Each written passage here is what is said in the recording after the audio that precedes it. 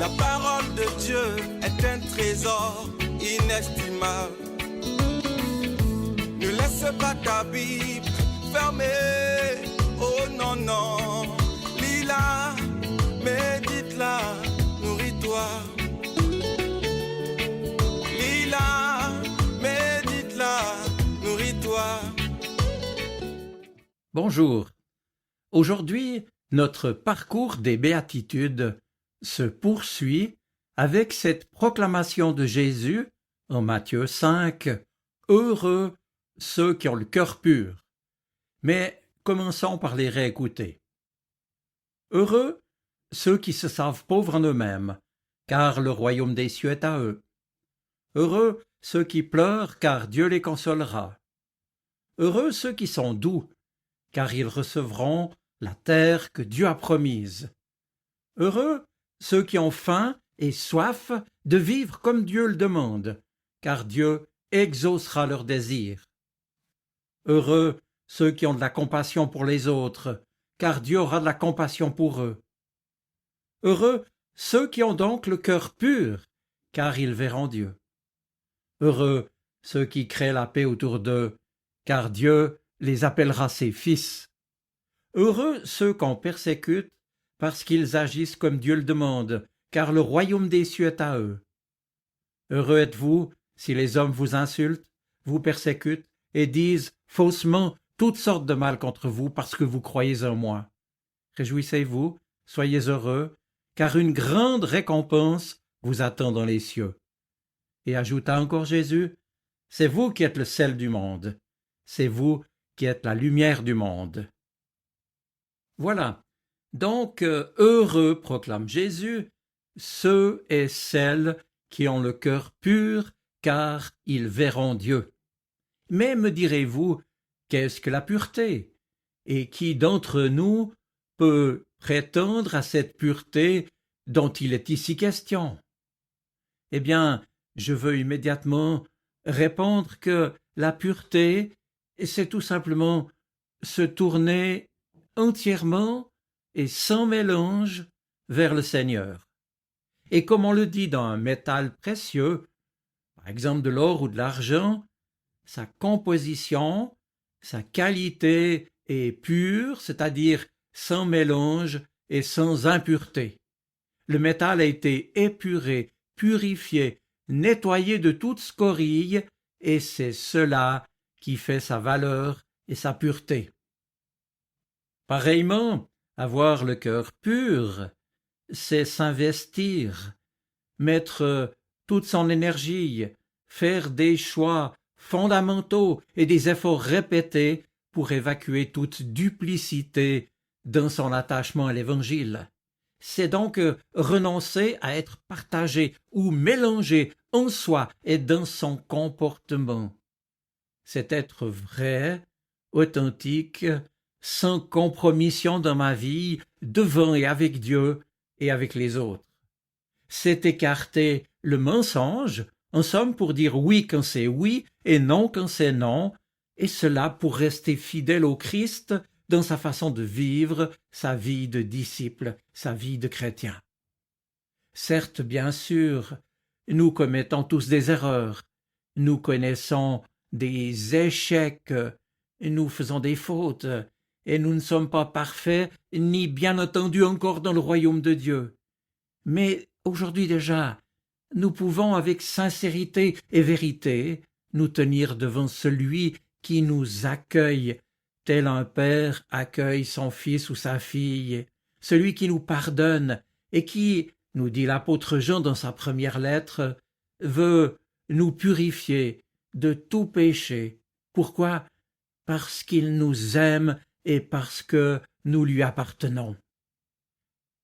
La pureté dès lors, c'est être vrai dans notre attachement au Seigneur.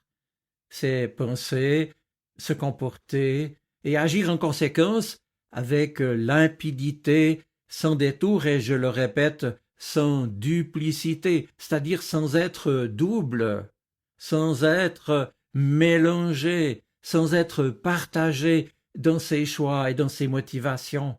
Accepter donc de se tenir devant lui pour tout recevoir de lui et vivre de son pardon et de sa grâce, animé de la volonté sincère de l'aimer et de le suivre, quoi qu'il puisse nous en coûter.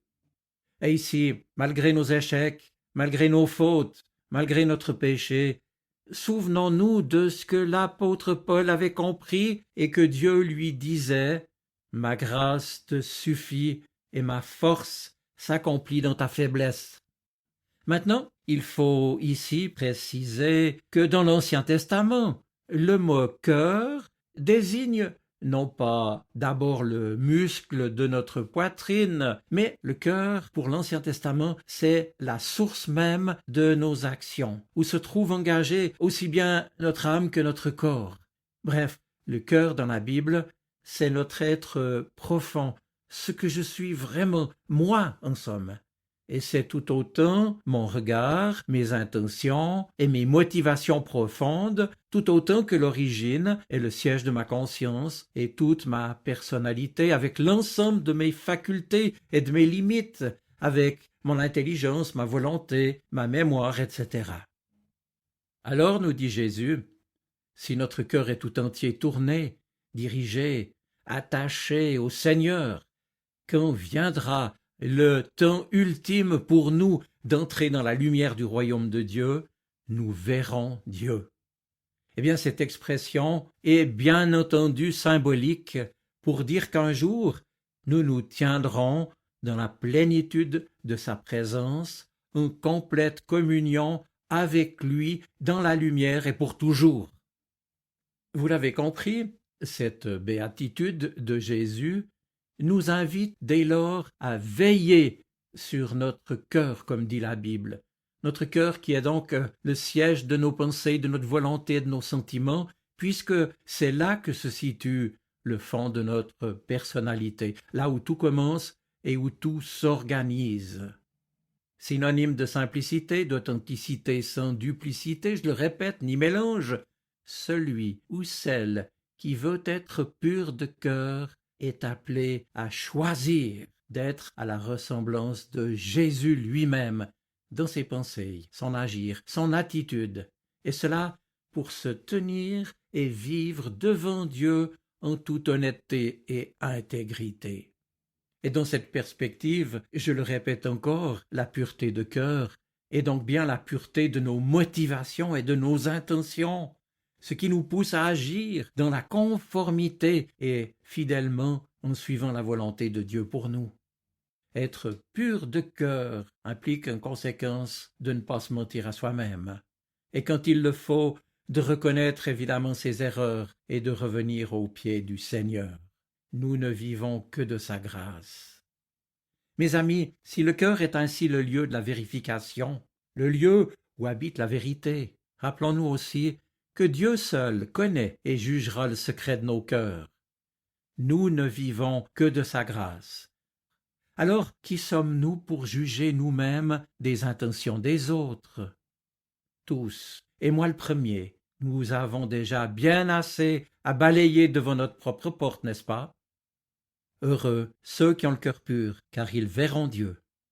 Je vous souhaite une bonne semaine. Soyez bénis. Amen. La parole de Dieu est un trésor inestimable. Ne laisse pas ta Bible fermée. Oh non, non. Lis-la, médite-la, nourris-toi.